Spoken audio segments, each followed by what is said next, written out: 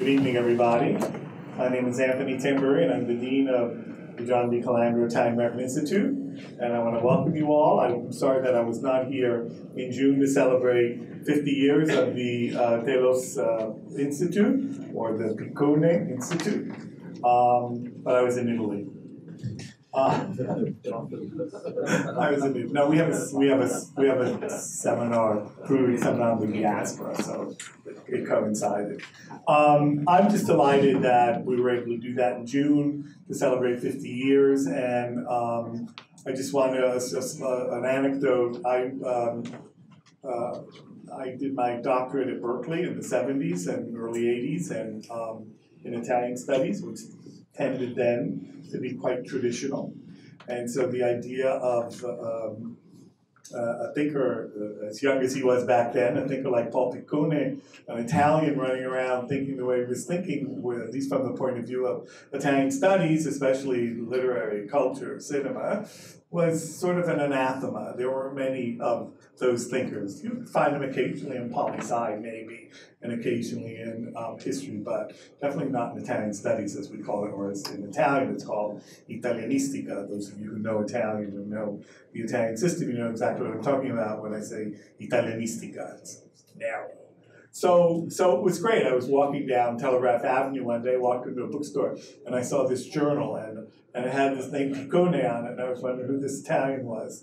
And I followed it ever since. So it's, for me, it's just a pleasure when Maria and I finally met a few years ago, and we collaborated with a few projects back in Italy. It was just wonderful for me to be able to be part of this, as peripheral as it is. So I'm delighted we're able to host you tonight. You can consider this a future site as well. As long as one of us, the staff, is around, the Institute is always open to the Piccone Institute. So, Maria, it's all yours.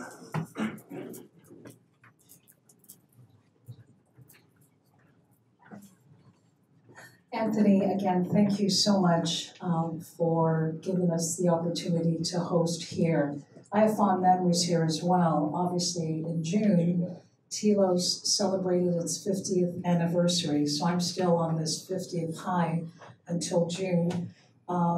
It certainly is an honor for me when I took over as publisher back in 2004, and to have Paul's students take over from editor, book line editor Tim Luke, and now David Penn, soon to be the editor. It's certainly a huge honor for me. So I want to welcome you all tonight and enjoy the weekend. It's going to be a fantastic conference with some amazing keynote speakers with Eugene Rivers and Wayne Hudson. It's going to be great. If you have any housekeeping throughout the weekend, feel free to reach out to me. I will be at the Deutsche House tomorrow, Saturday, and Sunday. So welcome again, and to a successful conference weekend. And special thanks to Adrian Pabst for organizing this conference. I also want to give a special acknowledgement to our staff who's helped organize from the office. Rob Richardson, who does an amazing job both on the journal and the Institute, amongst other tasks that he does. So I just want to acknowledge you, Rob, for all of the work that you do for the journal, for the book line, for the Institute. Without you, you're like my lifeline, so thank you.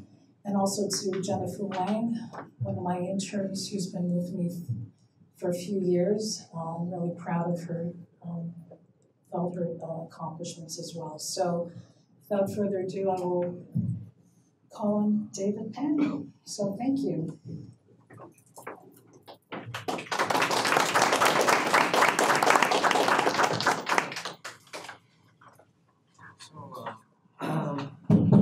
Thank you all for coming. I'd also like to thank Mary and Anthony for organizing this event and hosting us.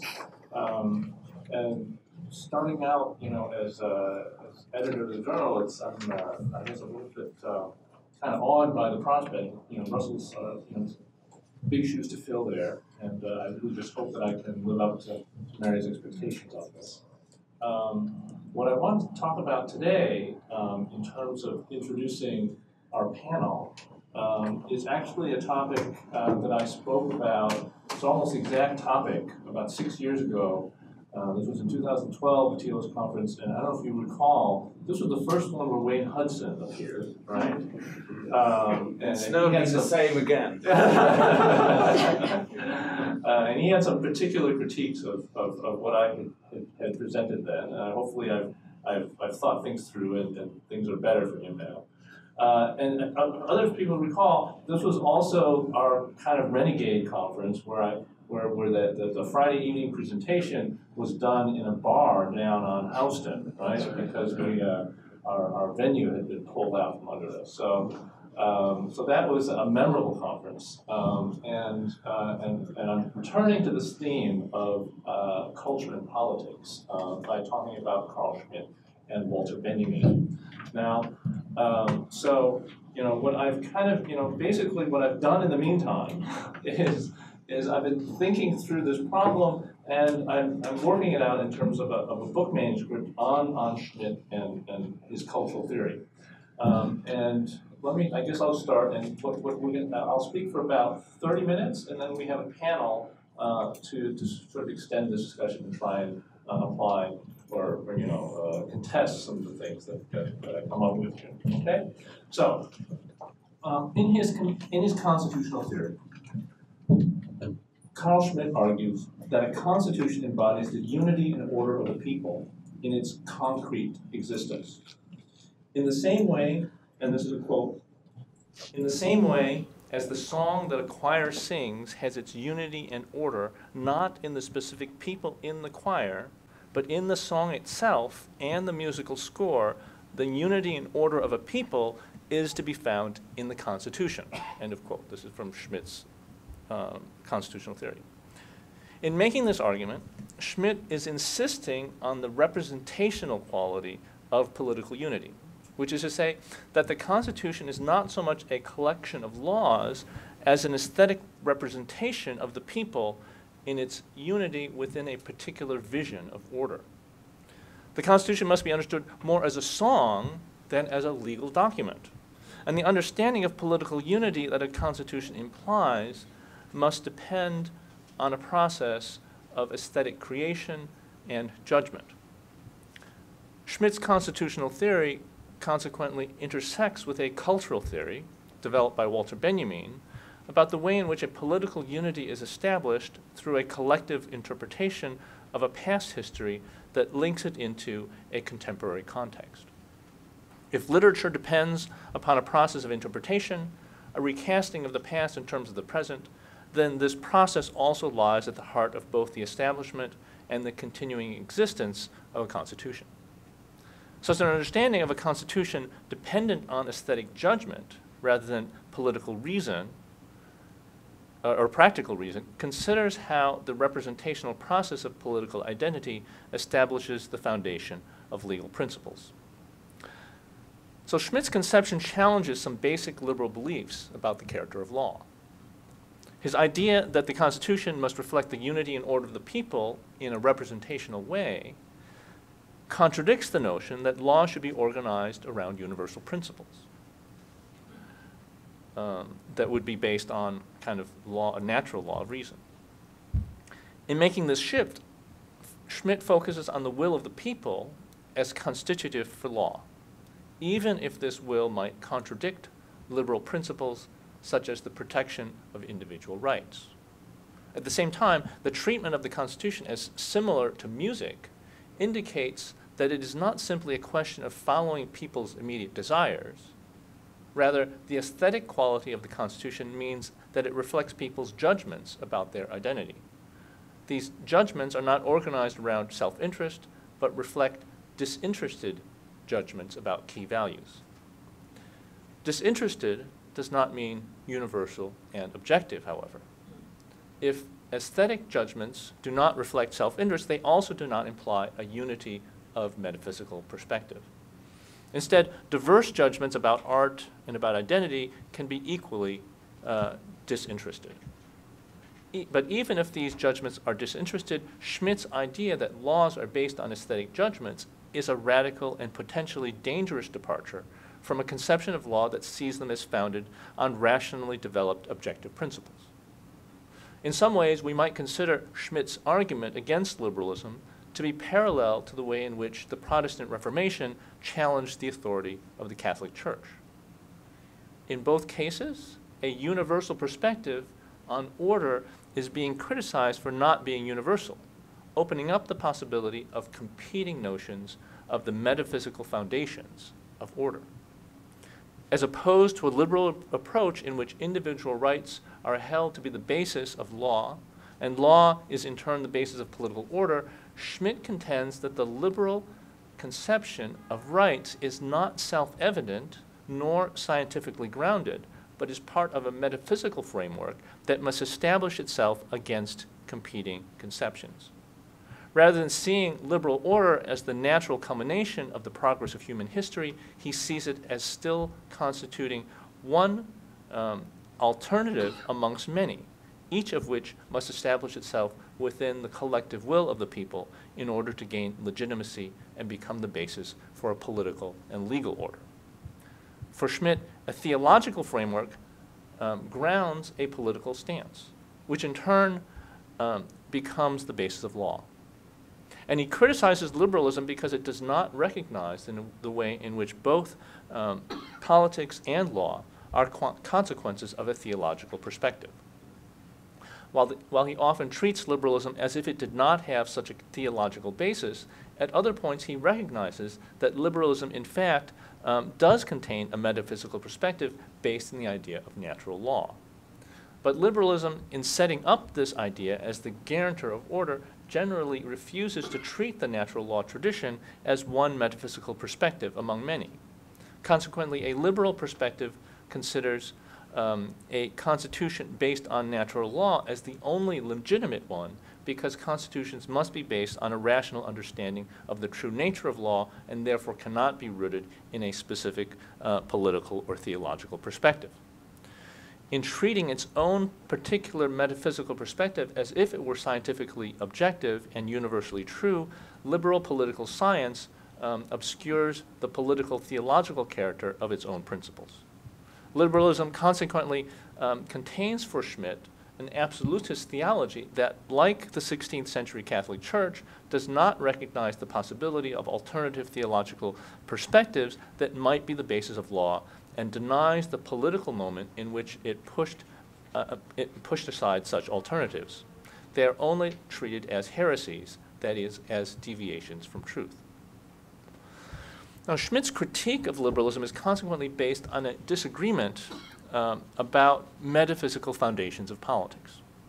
If liberalism's principles are established upon the basis of its imagining of a state of nature, Schmitt's own principles are based on his imagining of the state of exception.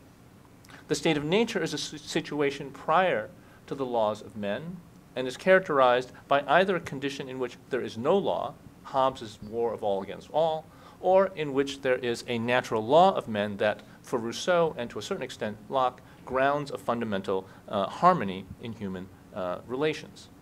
In all these cases, however, the state of nature provides a common starting point from which natural law and then the proper human laws can be deduced.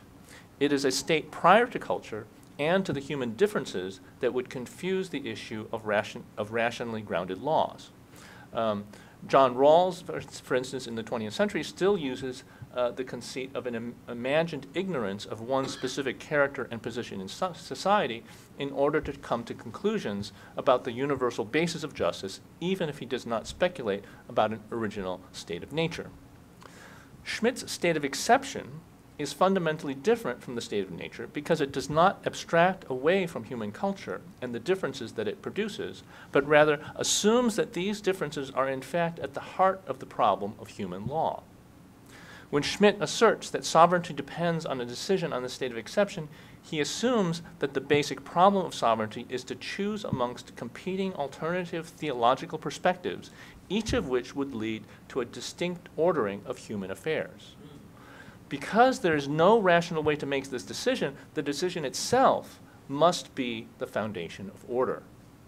In beginning with the state of exception, Schmitt then begins with the human not as a natural being, but as through and from the very beginning, a cultural being. The cultural character of the human means that every human, no matter how primitive or in what situation, already exists within a specific cultural order with a set of metaphysical commitments. Whereas the state of nature for Schmitt is a mere myth, he can point to historical situations such as the English Civil War or the Weimar Republic as really existing states of exception in which there is an active conflict between alternative theological perspectives on order and sovereignty. Schmitt's argument is that those situations come about when a normal situation with a clearly established metaphysical perspective on order breaks down into competing perspectives that undermine the stability of sovereignty. Sovereignty and a stable order can only then be restored when there is a decision on how to resolve the state of exception by clearly defining what constitutes the legitimate order and what threatens that order. As a result, the decision for Schmitt is also not a moment of naked violence, but a moment of the establishment of order based on a particular theological perspective. When Schmitt points to the way that the norms that constitute law are based on the exception, he assumes that there are no philosophical first principles that are prior to a cultural ordering of the human. This cultural ordering is part of humanity itself, which does not exist outside a specific set of metaphysical assumptions. Such assumptions are only a set of imaginings until the point where they start to structure decision-making in the world, and this begins with the decision on the state of exception that establishes a particular political theology. Norms, consequently, cannot ground in order, but are themselves consequences of this decision. The decision is necessary only when a particular order faces an existential threat to its survival. This survival in some cases refers to physical survival, as in the case of Jews in their establishment of Israel after the Holocaust. In other cases, it is a question of the survival of a way of ordering human relations, as in the case of the struggle in the American Civil War over the future of slavery as an economic structure. In both cases, though, the political order must establish what it sees as a basic level of homogeneity in order to maintain its own identity. If the Nazis saw their racism and anti-Semitism as their most important principle, which they used to define the homogeneity of the nation, Israel has established Judaism and the Hebrew language as foundations of its identity as a political order. The anti-slave states in the American Civil War also refused to accept heterogeneity with respect to the question of slavery, and the war established the principle of equality as the basis for a homogeneity of values in the United States. As different as these different examples are, they all demonstrate that the decision on the state of exception involves a decision about what is most important for collective identity, and consequently the possible enemies of that understanding. In designating the enemy, the decision is setting the parameters for the form of homogeneity that defines the political collective. For Schmitt, then, every political and legal order must have a particular orientation that implies an understanding of what would threaten the basis of that order. This understanding of order only crystallizes and is established when a decision is made that which makes that order impossible must be forcibly excluded. In this sense, the decision, in fact, creates the state of exception. In the case of the American Civil War, the war might have been avoided if the northern states had decided that the secession of the southern states did not constitute a state of exception. The insistence on pursuing a war to establish unity and thus homogeneity was a decision that defined the situation as a state of exception that threatened a particular understanding of order. An understanding of order based on American unity and equality had to acquire a conceptual and spiritual existence motivating war before it could become a material reality through victory in that war. Consequently, the decision must combine an ideal and a material aspect in order to become a basis for sovereignty. The key issue for Schmitt in analyzing this decision is the question then of who decides. On the one hand, Schmitt argues that sovereignty ultimately lies with the people, and that they are the source of the decision. On the other hand, he also contends that the people cannot speak with one voice, and in fact cannot become a single political entity unless they have a representative who speaks for them. These two considerations lead Schmitt to develop a theory of representation in his Roman Catholicism in Political Form and Constitutional Theory that seeks to solve the problem of the way a people constitutes itself as such. Here, he does not just mean the kind of democratic representation. When he talks about representation, he does not mean the kind of representation we talk about when we think of elections and parliaments, however. Representation is for Schmitt a process by which a group of people comes to an understanding and agreement about their collective political identity. While such identity depends on the real existence of a people, this people must also agree on that smaller group through which they feel themselves to be representative. Thus, Schmitt imagines a dialectical relationship in which the ultimate sovereignty of the people must always be mediated by a smaller group, for example, a monarch, an aristocracy, or a parliament that represents the people to itself and thereby constitutes it as a political unity, but in which the representer is also dependent on the real existence of that people. Representation is not just a matter of delegation because the representative of the people must also establish a higher form of being through which the people might see itself, not just as a numerical mass, but as the embodiment of an ideal notion of being. As Schmitt puts it, representation establishes a higher form of existence by making the invisible into something visible. The people must see itself represented as something noble that would motivate them to embrace and defend a particular notion of themselves. This can only happen in an aesthetic process because the materiality of the people is insufficient to define the higher form of being to be defended, and there is no objective rational basis upon which to ground this form. At the same time, Schmitt insists that the representation cannot be a merely aesthetic event. It must have a materiality to it in which it is linked to real decision-making and events in the world. Establishing the terms of this merging of ideal and material becomes the primary goal of Schmitt's work, in which he tried out several alternatives for linking representation to materiality, a cultural theory with a political theory. The difficulty is that there is a sort of a chicken and egg problem in the relationship between identity and representation of the people. Schmitt affirms that as long as a people exists and has a will to continue to exist, that people will be able to establish the formal structures of its existence. But if sovereignty only comes about through the decision in the state of exception, this people cannot exist as a collective will without some representation that already explicitly and formally defines the people as sovereign and thus existing in the world. In constitutional theory, he tries to mediate between these two poles by distinguishing between the principle of representation and the opposing principle of identity. According to the first principle, a people cannot constitute itself without a smaller group that would represent the people to themselves as a unity.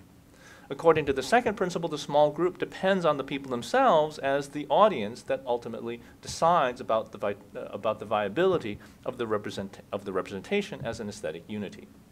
While monarchy emphasizes the principle of representation and democracy emphasizes the principle of identity, Schmitt describes the ways in which both forms of government must contain both principles. Even a democracy needs a demonstration of its basis for unity, and even a monarchy needs an audience for its representations that would confirm their legitimacy. The difficulty with this situation is that it focuses the difficulty with this solution is that it focuses on the materiality of the people without developing an aesthetic theory of representation. In constitutional theory, Schmitt affirms that as long as a people exists, its, quote, life, power, and energy are inexhaustible and always capable of finding new forms for its political existence, end quote. He then develops this idea of the inexhaustible power of the people in state movement people in order to ask whether a government bureaucracy, a judicial system, or a party can effectively represent the otherwise mute will of the people. Moving away from a theory of representation, he then argues that this collective will is grounded in race and that the party is the only true interpreter of the people's will. As with other Nazi theorists at the time, Schmitt uses the supposed material objectivity of race in order to avoid developing a theory of representation, even though the Nazis clearly made representational strategies into a crucial part of their rule. By ignoring this aspect and locating the basis of unity in the materiality of race, Schmitt participates in Nazi propaganda and leaves the problem of representation unresolved. Later on, his Leviathan and State theory of Thomas Hobbes attempts to shift the focus of attention onto the state's responsibility to protect the lives of its citizens.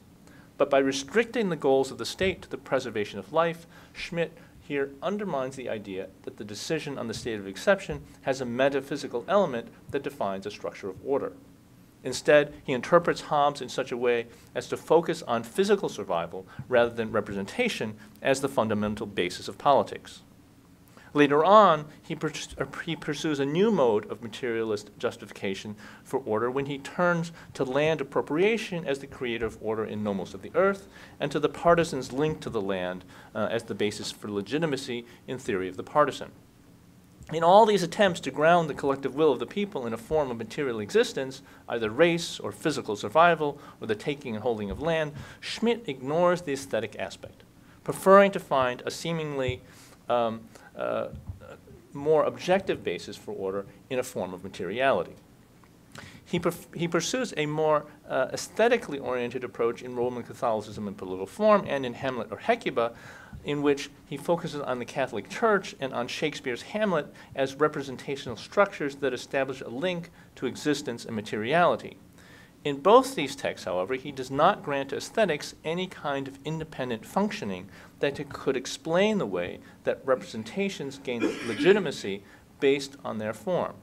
Instead, he argues in Roman Catholicism and Political Form that the Church's legitimacy derives from the line of popes that lead back to the body of Christ as the material anchor for the chain of representation.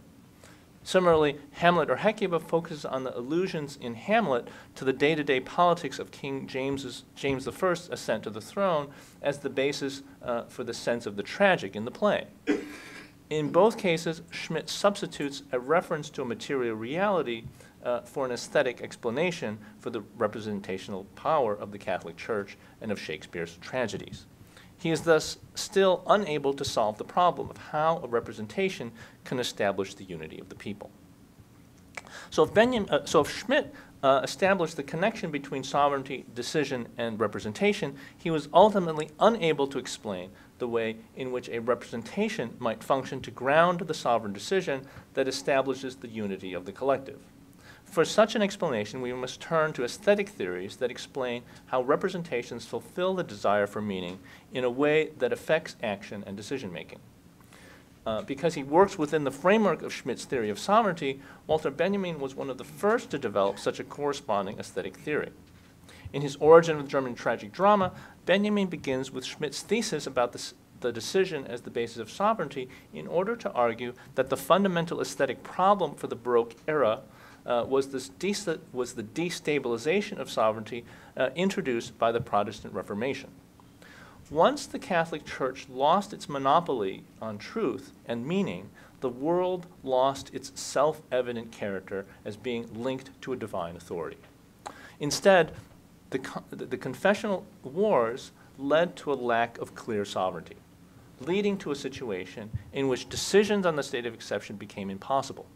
For Benjamin, the aesthetic form of this situation was allegory, in which the things of the world lost their clear tie to divine meaning, and these things began to act as arbitrary signs that could be manipulated and mobilized for a variety of purposes. Their availability as allegorical signs was the positive aspect of their fallenness as objects that no longer could claim to have an inherent link to truth. At the same time, German tragic dramas tended to depict weak and problematic sovereigns and were unable to arrive at representations that could establish a positive vision of the kind necessary for establishing sovereignty. The Baroque era becomes for Benjamin the negative example that demonstrates the way in which sovereignty depends upon representations to establish political unity. Once he lays out the representational backdrop for the impossibility of sovereignty, Benjamin then indicates that Shakespeare's tragedies formed an alternative possibility for sovereignty by laying out the possibility of transcending the conflict of ideological positions that dominated the Baroque era. Focusing on Hamlet, Benjamin argues that the play lays out a vision of a future state of freedom, even as it exists within the fallen state in which this freedom is not possible. In this way, Hamlet is able to prefigure the representational framework within which sovereignty can be reestablished in the future. The mechanism here is an aesthetic construction of meaning that can then become the representational basis for sovereignty. The key for Benjamin's theory, though, is the way in which Hamlet stands at the intersection between two modes of meaning in which the link between the two is established through tragic sacrifice. If martyrdom in the German tragic drama reaffirms the inescapability of the fallenness of reality, Hamlet is able to escape this situation by prefiguring a new mode of meaning that creates a structure of sacrifice rather than martyrdom. The sacrifice occurs because Hamlet is unwilling to accept the parameters of the fallen state, of the fallen situation, even though he still lives within this situation. His protest against his situation leads to his sacrifice, but the sacrifice itself then establishes a kind of negative image of a better world to come. This structure of sacrifice can then provide the basis for the kind of representation that could then establish a new form of sovereignty for the future. Benjamin's approach lays out the representational prerequisites for sovereignty. First, there is no original sovereign moment. Rather, the establishment of sovereignty consists of a kind of double movement in which an existing mode of sovereignty is depicted as fallen in order to present the outline of a new mode of sovereignty that could replace the old one. The decision on the state of exception thus requires a reinterpretation of an existing mode of sovereignty, and the decision needs to be understood as an interpretive activity as well as a productive one. Because it requires an interpretation of an existing situation, aesthetic meaning becomes the prerequisite for an effective representation.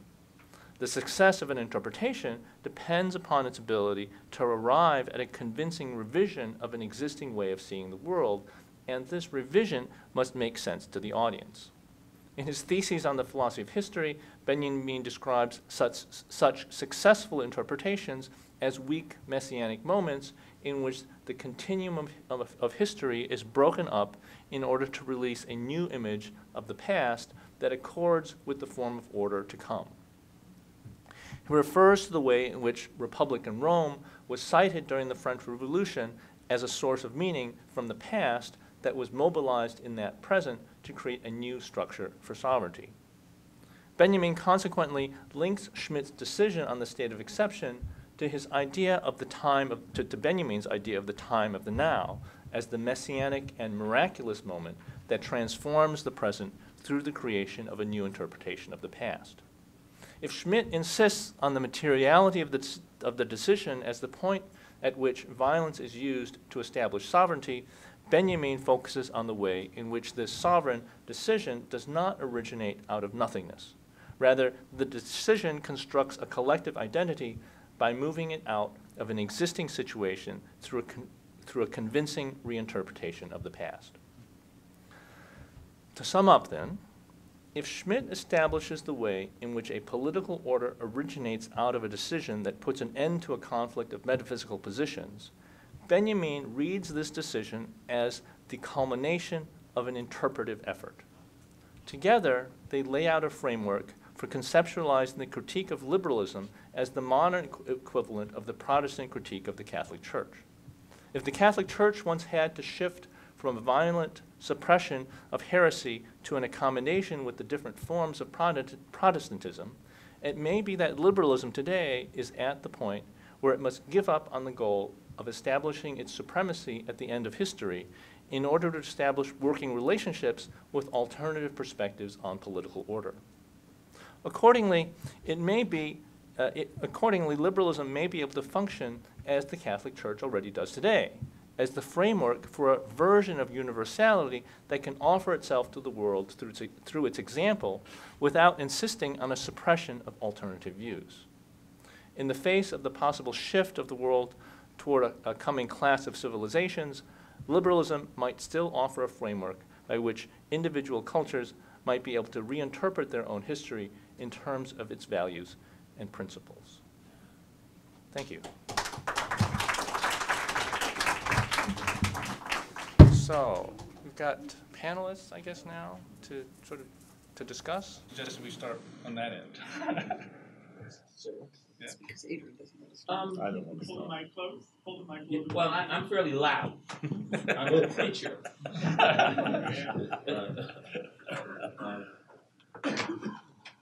David, your talk was so provocative and exciting. Now, I am a Black Pentecostal.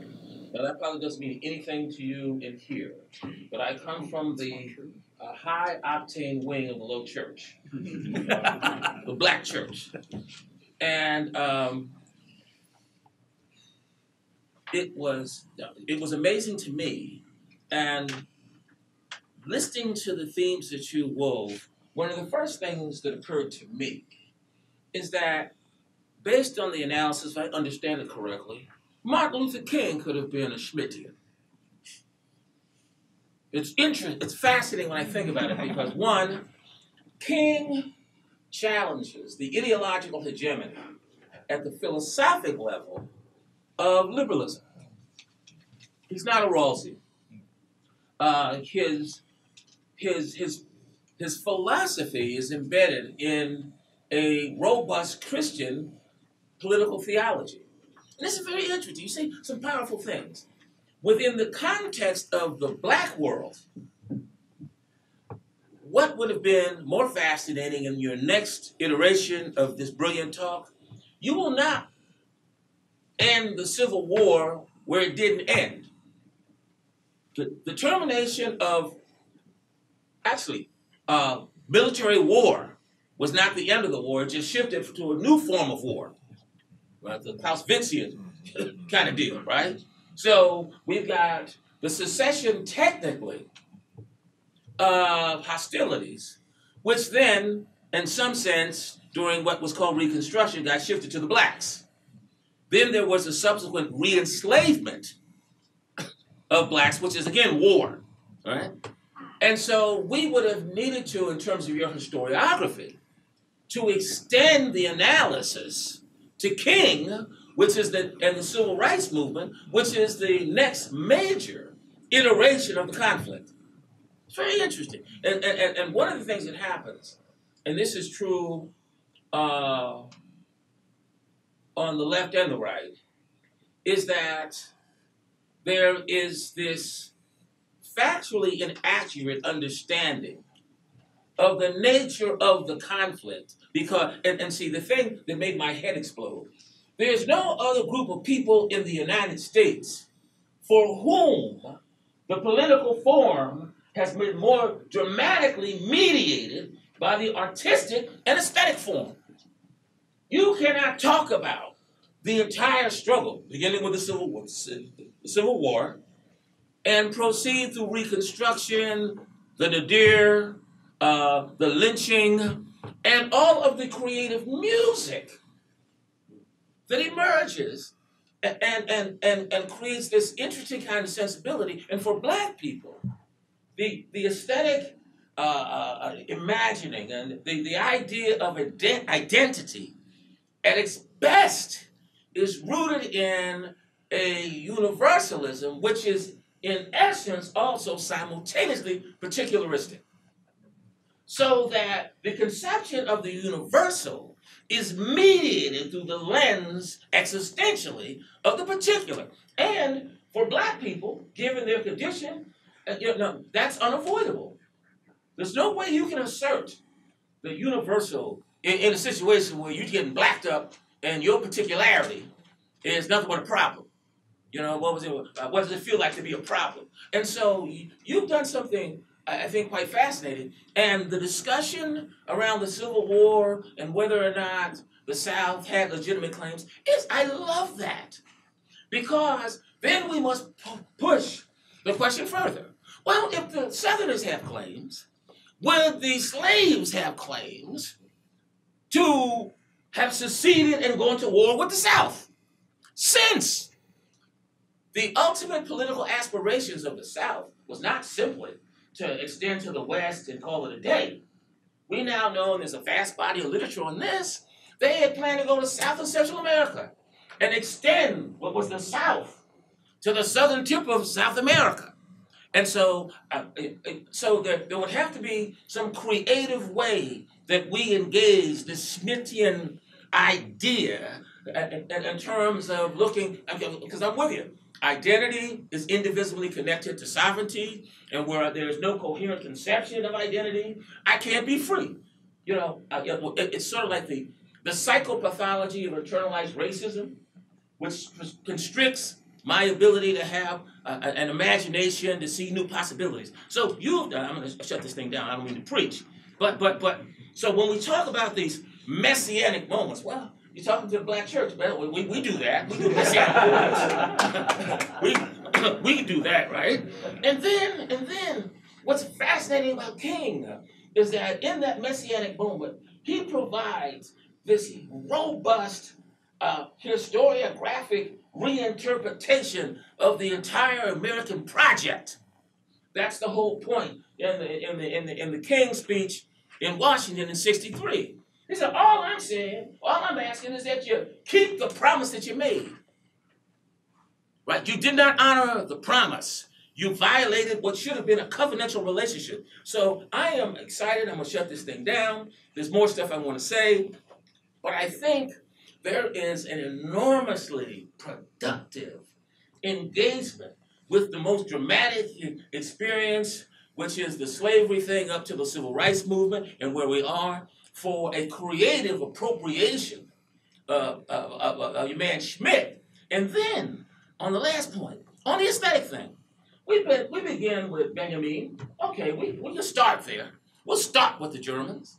But then again, we got to take it higher. Got to take it higher. Because, you see, as I'm thinking, I'm saying, well, you've got Benjamin. He's an aesthetics theorist. Then you have the theorists in the black community. One of the people who was an interesting theorist in terms of aesthetics, and nobody's ever recognized it, was W.E.B. Du Bois. During the 30s, Du Bois is making all of the connections. He buys the identity piece. He believes that there's got to be the sovereignty of a people, because they argue, well, at least for us, there are two countries. There's the United States, and then there are 20 million people of African descent who represent, and it's a people within a people. And see, and on this point, there's a vast body of philosophical literature that all good liberals and a lot of conservatives have never engaged, beginning with Du Bois's conception that we're a people, we're a nation with a nation, which is where Genovese went. And most people haven't read Genovese, read it carefully. Roll, Jordan, roll. He's got an amazing chapter on the religious foundations of the black nation. And he says that black people are not a race. They're not a race. They're a people. There's a difference. All right? So I think that you're onto something fascinating. All right, let me get these notes, and I'm going to shut this thing down, because we're going to get time for our other colleagues here. What's your idea of representation? Sterling Stuckey, by the way, is another one. He'd be a Benjamin for black people, a guy named Sterling Stuckey who just passed.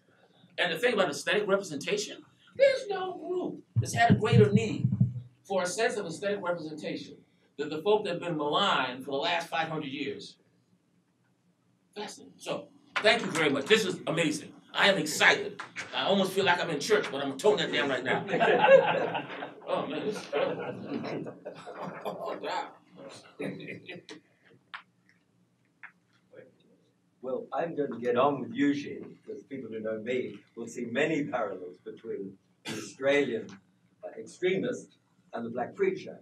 And the sources are the same, because I have as much evangelical low church in me as I have high church Russian Orthodox. Praise the Lord. So we're going to get on. The only thing is that we're going to sing. There's not going to be any address tomorrow. We're going to sing the songs.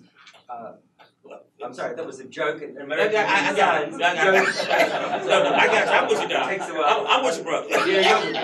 No, I'm going to say about three things, because I have another go tomorrow. I agree with everything that Eugene says, and I agree particularly about the Genovese. And if you haven't read The World the Slaves Made, go and read it. It is a masterpiece. It's a masterpiece. And if you don't know Du Bois, you better read that too. I agree completely about that. And I do agree about the Civil War, and I'm prepared to argue against Charles Kahn that his understanding of those matters is not only wrong but wicked, and that he cannot explain what actually happened in the Civil War, and that he cannot illumine the crucial fact that the South was right on every essential point of political theory. Wrong in morals, wrong in everything, certainly wrong in theology. Yes, sir. But very solid in political theory. Yes, A sir. good Republicans they all were. I'll talk about that another day, quoting the Americans who wrote about that. I also agree with him about the need to know the books written on subjects. That'll come up tomorrow. I'm always criticizing everybody in every conference I go to in the world because they haven't read any of the books about the things they talk about. Well, I haven't either. But it is a bit of a weakness, isn't it? Yes, yes. It is a bit of a weakness. I've only got about 2 more things to say. I thought David's paper was brilliant as well and extremely perceptive on the conceptual links. I only want to say 2 things. The first is that if we talk about liberalism, we have to historicize it, and we have to discuss it country by country. Because when David talks about liberalism, an Australian like me can't recognize anything he says, because, of course, we never had liberals of that kind. And Italians never had liberals of that kind. And Russian liberals, I don't know how many Russians we have here, but if you know the Russian liberals, the idea that they thought any of those things is simply crazy. So we have to notice liberals are different in every country in the world, different by language, and different by particular structures of oppression. They're all operating structures of oppression, but they're not the same. And the account that appears in David's talk of liberalism, which is Schmitt, not David, of course, but it's bizarre on a global level. It's bizarre to think that liberalism had something to do with the idea of the sovereignty of the people. Second point is about the history of law, and I may come back to that tomorrow, because again, unfortunately, I'm a lawyer. My background is in jurisprudence, and because I'm an Australian, I was brought up on American realist jurisprudence. So I never had any of this bunk about normativity or Immanuel Kant. I always knew it was about money and power, and I only needed to know how to get more. So the Australian point there is just 2 quick points. Realism in the Australian tradition makes it impossible to read books about law in the United States, except a good one recently called The Force of Law, which I assume you read the Harvard book on The Force of Law. But the other point is, of course, we're common law. Now, everything Schmitt says is absurd if you're a common lawyer, because none of the things he thinks apply to law and applied to the medieval law apply to the common law. Common law never had the idea that there'd be rational principles behind law. That was the last thing that was ever said by any common lawyer. And the argument continues. Now, I'll come back to that tomorrow. But it's not just that he can't deal with the common law, he can't deal with the Orthodox Church. He never deals with the Orthodox Church. But what does that mean? He means he misses the Roman Empire. He talks about the Roman Empire, but he's got the wrong one, David. He's got the wrong Roman Empire, because you need to have Byzantium, and you need to have the whole history of Orthodox-shaped law. The book on that is McGuicken, one of the greatest books of the last 100 years, showing how Christianity created Byzantine law. And the Russian Empire has nothing to do with it. Sorry, we have to get Mr. Putin shot, but it's nothing to do with Byzantine law.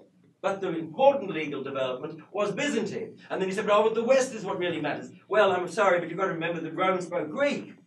You've got to remember that Irenaeus of Leon spoke Greek. You've got to remember that the monks in Ireland spoke Greek. In other words, this whole shibboleth of a Western tradition, a legal tradition taken from German canonists, is nonsense. And the idea of the Roman Catholic Church, well, since I'm Catholic, I'll spend 6 months telling you why that's nonsense. And if you think that anybody believed in God, Schmitt believed in God. He was a German barbarian. German barbarians believe in God, G-O-T-T. Deus doesn't mean God. Theos doesn't mean God. Christian church never taught God. This was a German barbarian idea. I admit it spread around a bit. I've only got one last thing to say, and then it doesn't affect David, it does affect Schmitt, but it doesn't affect David. Of course, Schmitt's enormously important in America, and I agree with David completely on that. because this is a country that never got its ideas straight around the problem of Rousseau and the problem of Kant. There's no good book by an American on either of them. There's hundreds of books, they're all totally wrong, because Rousseau is completely disastrous, and we never agree with him on anything.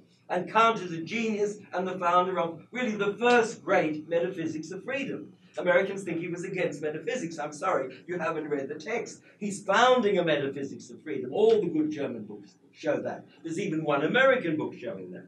Well, when you get that clear, then you can see that Schmitt is very important in America, because he leads you to a realist analysis of politics when you haven't got it.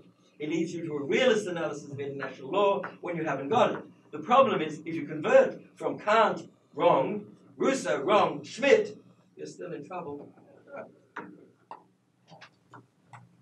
Praise the Lord. Well, it's interesting you describe yourself as the high octane of a low church. Yeah, I belong to a religious community that is highfalutin and I'm the low octane. We're definitely low octane. I want to make very brief remarks on your very interesting and provocative paper.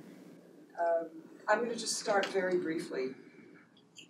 You know, the view that my ground or idea of sovereignty, yes, no,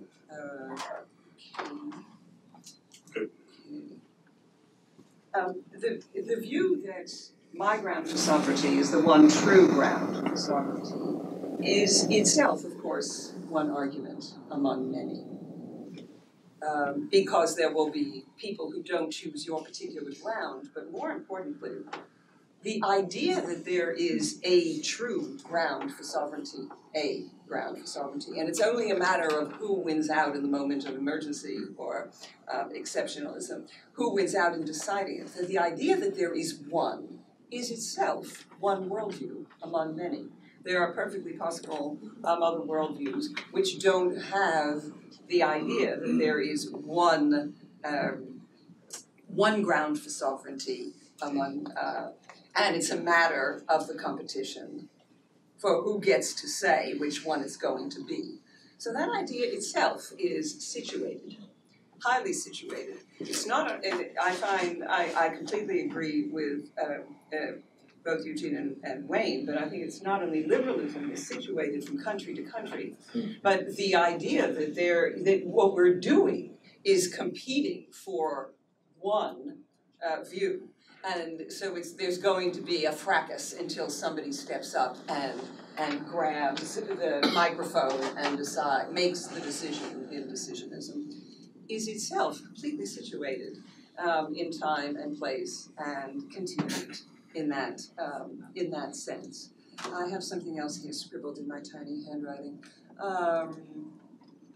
So for those of you who know me and my work, so I'm struggling with grounding a way of living, not particular tax policy or how you vote for whatever parliament you're living in, but the foundational ground from which particular policies would emerge.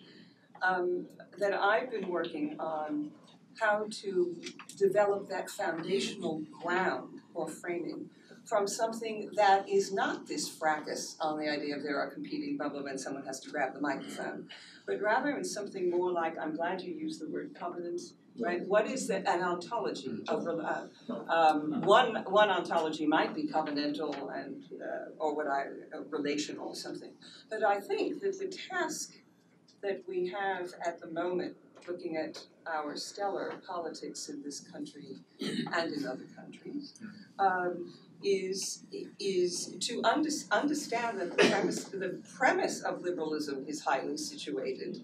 The premise that there's one premise is also highly situated, and that we need to go much deeper in looking for ontological ground for how we frame as the background resource or undergirding framework for then how we develop particular policies.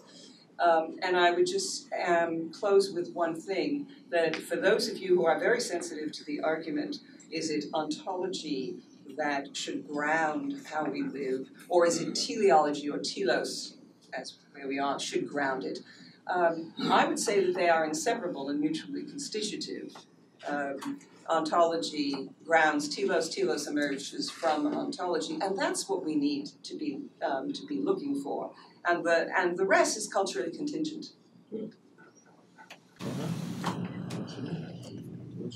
So I thought I was the high church, low octane person, but that's already been said. So I suppose I would just add, having travelled over today, that I'm both physically exhausted and now intellectually exhausted just listening to my colleagues. It's been so intense, and I think it's a real tribute to David's paper that it's generated these responses. And what struck me in particular about his paper is really the sheer clarity with which he establishes these really complex connections between representation, identity, the question of sovereignty linked to law and constitution. And I thought it was really an exemplary exposition of what Schmitt and Benjamin are arguing. I suppose I would more want to comment on where I think neither Schmitt nor Benjamin go far enough.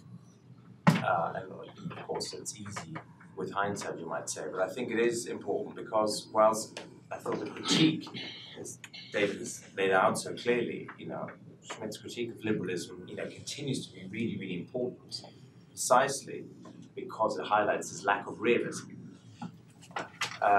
There is another element I think that is missing. So the lack of realism is vital because ultimately the liberalism that Schmitt talks about, which is not, of course, the whole liberal tradition, and Wayne is absolutely right to highlight that, but the liberalism that Schmitt talks about is nominalist.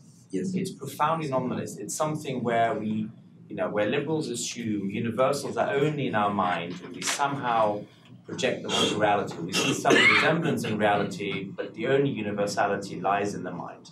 That is, of course, a form of nominalism that, taken to an extreme, is very dangerous, because you essentially strip any ontological commonality of all things out there, and you assume they're just individual substances. And then there may be some resemblance. All of us may bear some trace of humanity, but that's just a mental concept. It's not in us. Or treeness, or tableness, or any universal form you may have in mind. So that I think is really vital, and I think Schmitt makes that point very powerfully.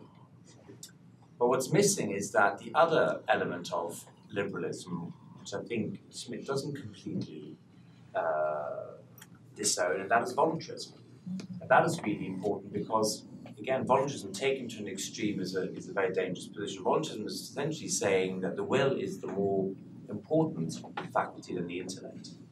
And then if you take that a step further, you're essentially saying that the power of the will, right, trumps in some sense, intellectual information. And then if you take that further, the individual is essentially,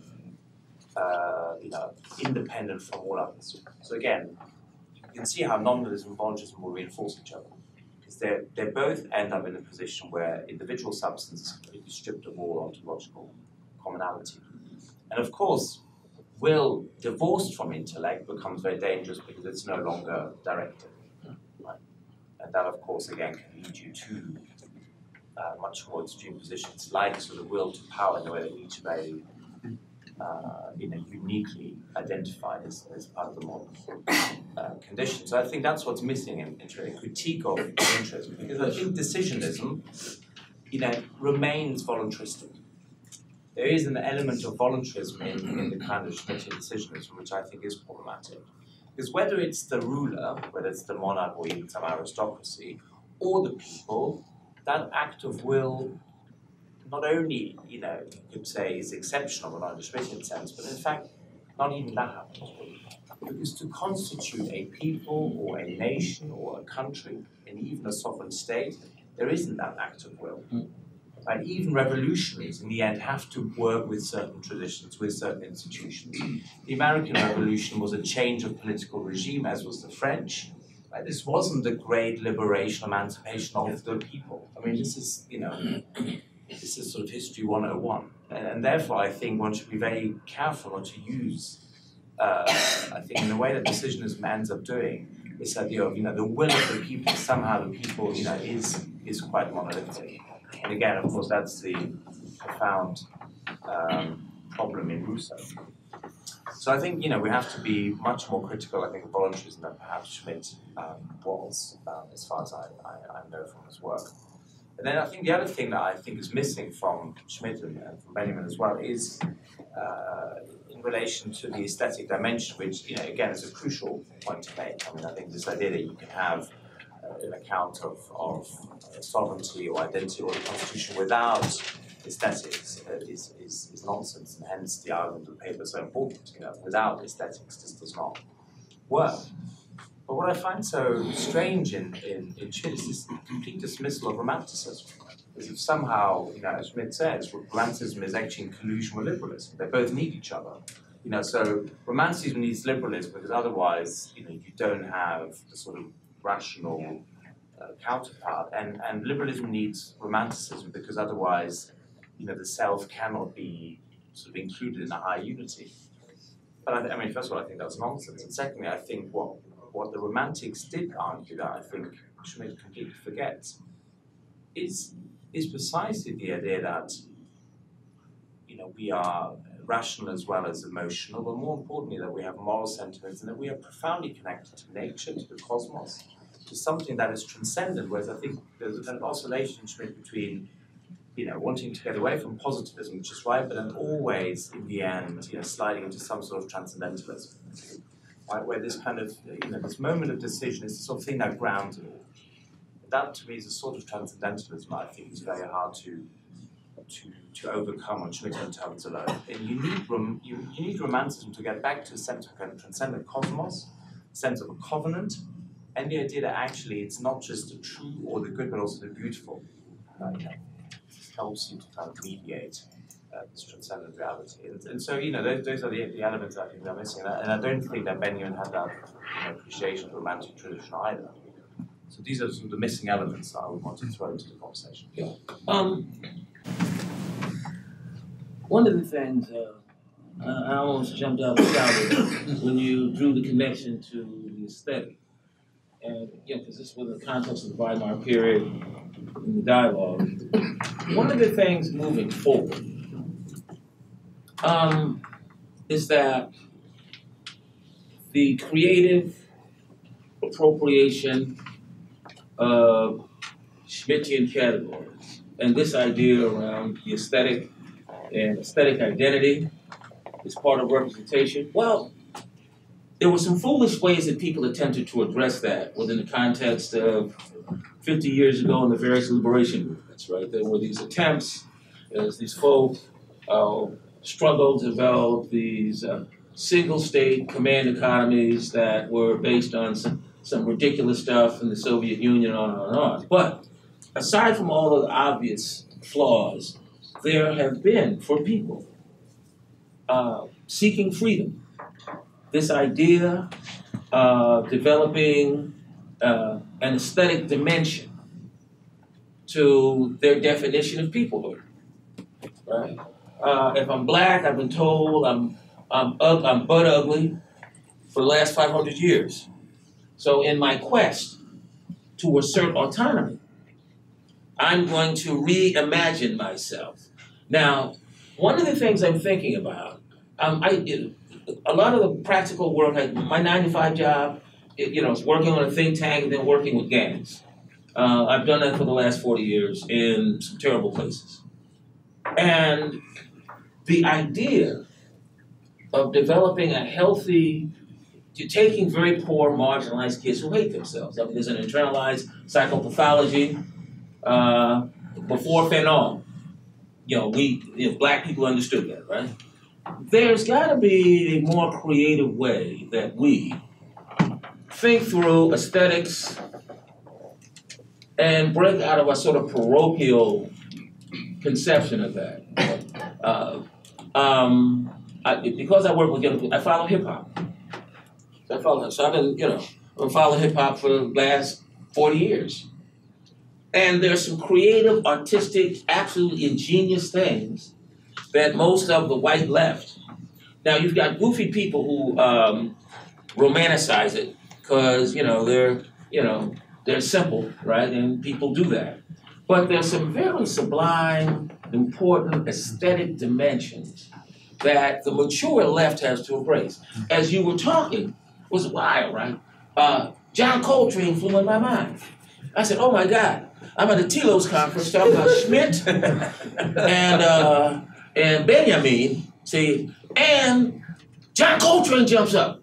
So I said, oh, that's so powerful. That almost makes my brain hurt. John Coltrane, right? Or Miles Davis. And my point is, those are two iconic figures that have functioned in a universal way, mediated through the particularistic expression of an art form that in some deep sense began in the black church and the slave traditions. So there's some enormously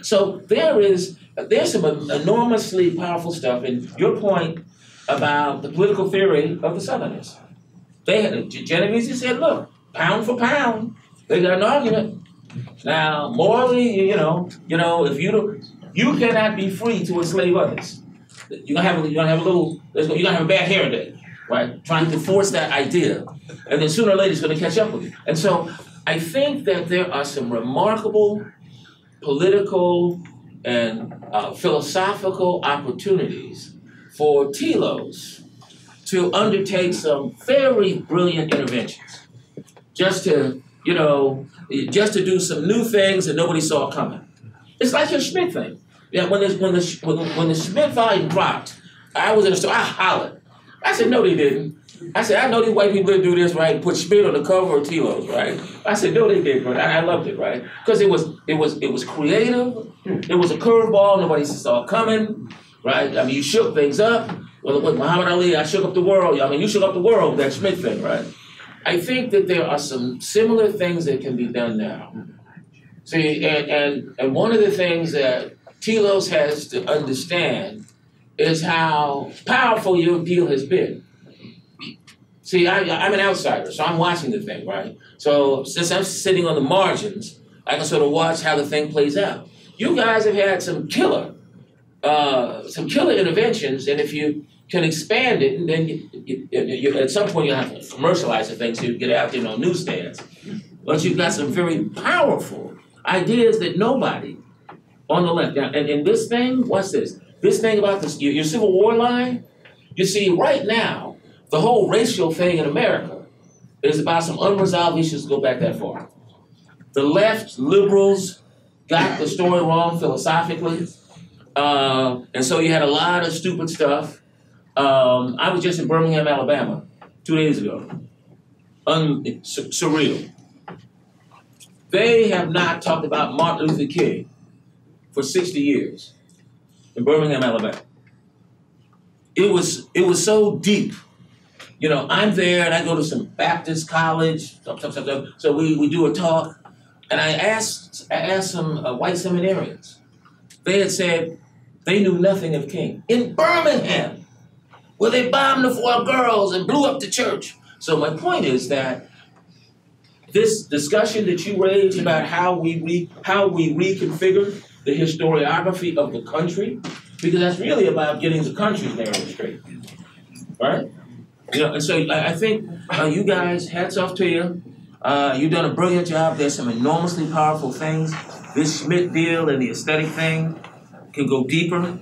And I'll say this: you want to break with the white left tradition, and you want to try to engage the most powerful art forms that produce, which is a jazz thing. How do you miss Coltrane and Duke Ellington? How's that work? And call yourself civilized. I mean, I'm not joking actually on that. You got questions? Can you listen to?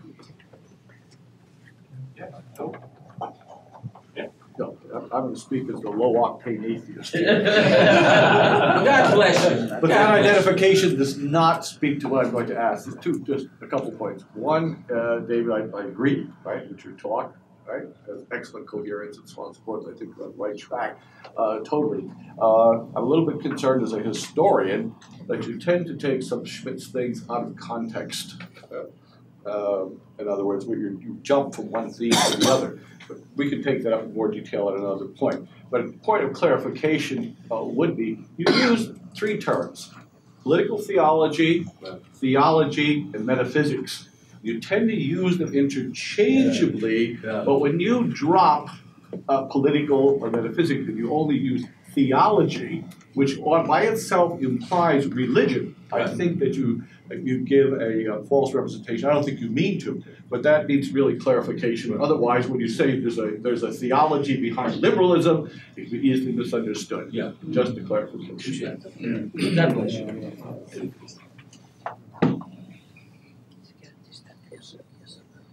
Okay. Thanks, David, and thanks for the presentation. It's worth coming all the way out to California for it. So I just had a practical question in regard to your understanding of liberalism, especially as presented by Schmitt, and looking at trying to reconcile both universality and particularity. Would that be applicable, do you think, with our current American political situation, where we have a left progressivism that seeks to be dominant, that seems to have some sense of universal values, but fragments them in terms of all these particularities in terms of identity?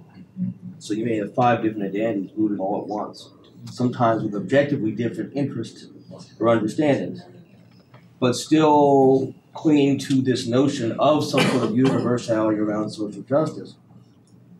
And yet this same left progressivism with the universalisms and the particularity don't particularly like white folk, and especially those in the Midwest and the South. So I wrote this essay, you may have seen it, in Telos, Can We Save Archie Bunker? And this notion that the left really has an antipathy toward just ordinary working class white folks who don't come to Telos conferences. And yet they now have the whip hand at this very moment. So I'm very interested to know, should liberalism extend more charity towards just ordinary people who want to go about their business? Can I take a shot at that? Liberalism doesn't have the moral, intellectual, cultural capacity to do that as it's currently constructed. They're incapable. I mean, that's the deplorables, right? I mean, that's Obama. He should have been slapped. All these working class whites wanted their guns and their Bibles. Now, I'd have slapped him if I'd been there for disrespecting these people, because that's part of the problem. So, to your point, because what you're asking, Ken, do upmarket, Martha's Vineyard, Chilmark, liberals, right? Aspen and Davos, white people, right? Have the capacity morally or intellectually to engage in what they really view as white trash. That's their view. That's not going to happen. Just politically. And in fact, the irony is, and this is a conversation I'm having with black churches, my thing with my black, I said, listen, man, we got to have a foreign policy for working class white people. The black church. The black church has to have a foreign policy for poor white people. Because if we can't build a bridge to them, it's all over. Because nothing will happen in this country unless the needs of that population, the legitimate needs, with an empathy for why they're as racist and crazy as they are. Because for me, I get Joe Sixpack. I understand when I see him, and he's a cop from South Boston, and I come in with a tweed jacket, or I've got some Alden shoes on, and so-and-so, who are you? And then he looks under my arm, I got the New York Times, and there is like mountains of stuff that I'm not responsible for, but I need to understand. There's some complex stuff here, and it's been the failure to engage and empathize with that reality, which is why the left is going to continue to fail in its current iteration. I'm going to jump in here and put a plug for my own paper on Sunday. That's what I talk about. All right. I'm ready. I'll be in the pews. And I'm going to add, I don't often quote Donald Trump, but he once was flying over Atlantic City with some pretty girls on his private jet. Yes. A little while ago. And one of them was from outside the US, and the language of white trash came up, and they asked him, so Donald, what is white trash? And he said, pointing basically out to Atlantic City, the people like me, just poor. Deep. Yeah. One thing that I'd like to hear you, I guess, riff on from this perspective for a moment is how the act of historical memory and the creation of historical memory or public historical memory is itself often an aesthetic act, right? The choice of how you create, the or a museum or what sorts of pieces of art you choose to preserve or present through the choices of archives and public history. Because people treat history museums, or ordinary people treat history museums very similarly to the way they treat art museums. Right? There's sort of a process of aesthetic construction and identity construction going on, and how people perceive statues and markers and things like that. So I'd love to get reflections from the distinguished folks here on how public history is itself sort of these same sets of aesthetic choices constituting the people, as you put it. Maybe I'll respond to that because, and I guess partly to Adrian, because the way I'm understanding aesthetic is really focused on representations and how Schmitt obviously didn't really develop this idea, right? I mean, he tried, I think, but I don't think he had the conceptual tools. But the decision is fundamentally a representational moment. So that it's not. I don't really see it as voluntaristic, because it depends on exactly what you're talking about. A kind of an attempt to reinvent the past to come up with a new kind of representation of what that past means for us. And so that there's something, I guess a historian does that. There's a kind of art to the historian that's creating a story, a narrative of what the past means to us, right? And to the extent that it's reflected in museums, that becomes a kind of representational framework with which then people understand their own identity. Now, if that process goes on, it has to be a process of looking at your own sort of sources of influence and the ways in which that tradition is developed. You're right, Schmitt doesn't talk about that. He doesn't talk about the way in which that decision depends on that look at the tradition. But I don't see how you can really make sense of the decision unless you look at that, right? And that's how I'm kind of reading Schmitt, is saying, look, even though he didn't talk about it, we can't really make good sense of this concept of decision unless we include basically what Benjamin does in thinking through the messianic moment as an engagement with the past and trying to rethink the past, right? And that is not it's not a philosophical gesture. It's a representational one because it's what Charles Peirce describes as reducing the manifold to unity. Right? Because out of the entire multiplicity of things that are out there, you're choosing something to say, this is the truth of that, right? And that process is not in any way a philosophical one. It really is a kind of representational. It's an aesthetic one, because there are no principles by which you can reduce the multiplicity to unity, right? It is an aesthetic act.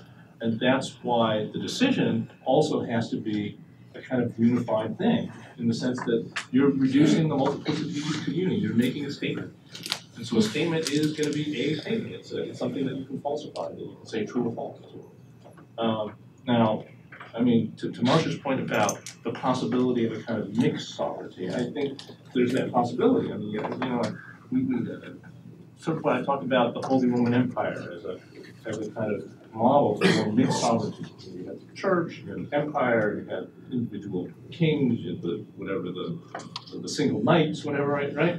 And all of that constituted a kind of mixed form of sovereignty in which there's constant conflict between these different authorities, and that's what kind of made everything fit, right? You're right, but Schmitt doesn't, he's kind of beyond that in the sense that he feels like, oh, the sovereignty has to be unified. But each source of sovereignty still has to make that decision about how to reduce the multiplicity to some kind of unity. Right? So anyway, that's, oh. Yeah. There's two more. Oh, yeah, there's two more. Is there somebody else?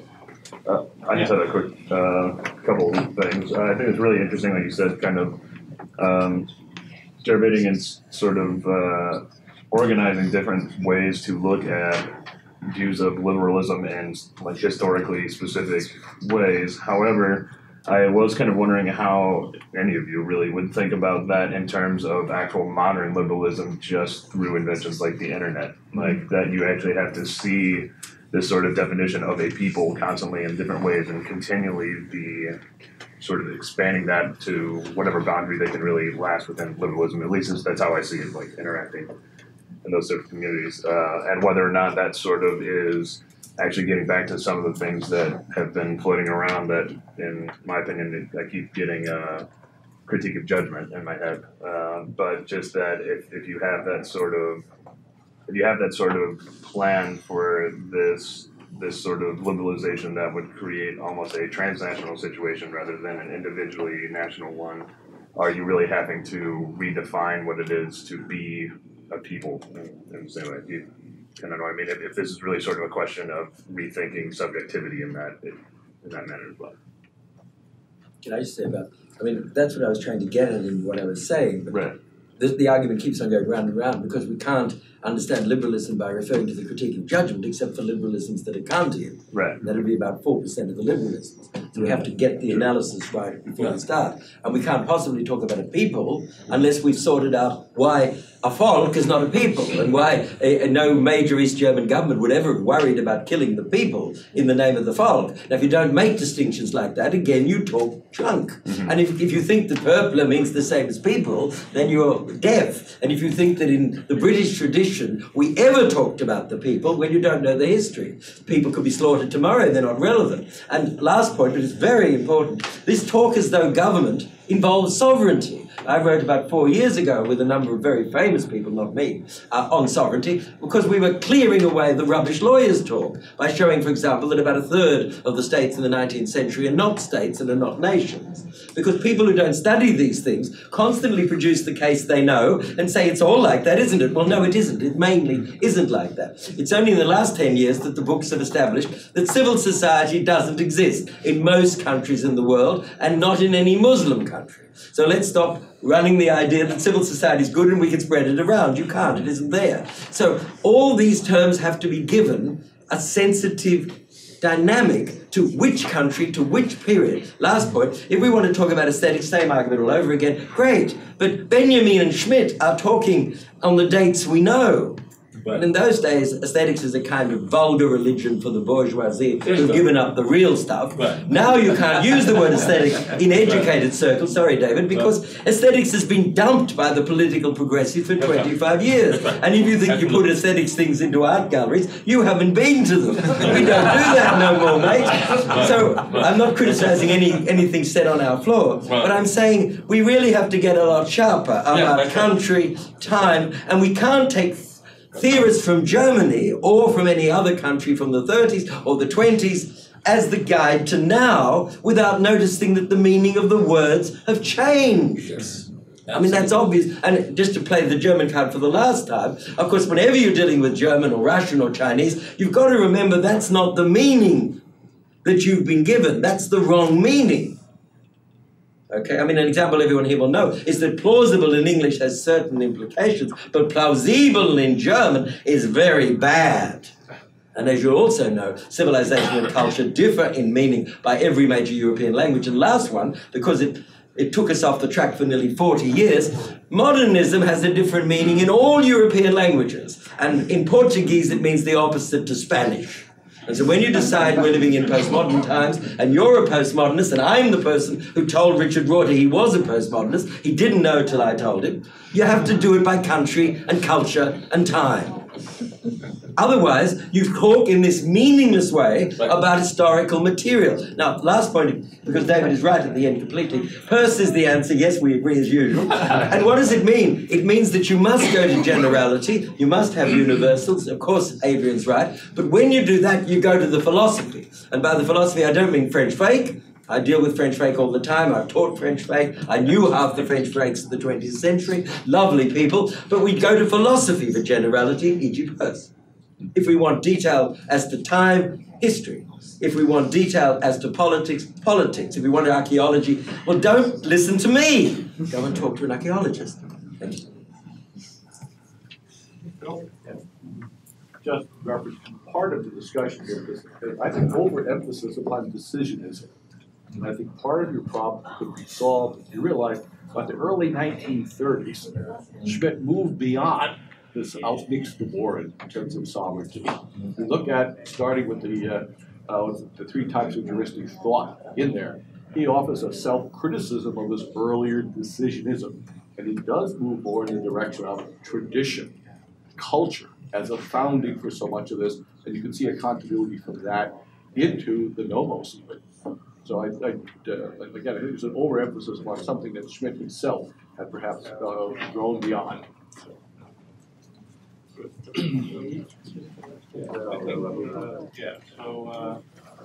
think we're done with our session for today. Thank you for attending. So we're going to reconvene tomorrow morning at 9 a.m. I'm looking. But before that, we have a wine reception at the back, so please stay. 9 a.m. and it won't be here. It will be in the Deutsches House of New York University. Yeah. Yeah. Thank you. Okay.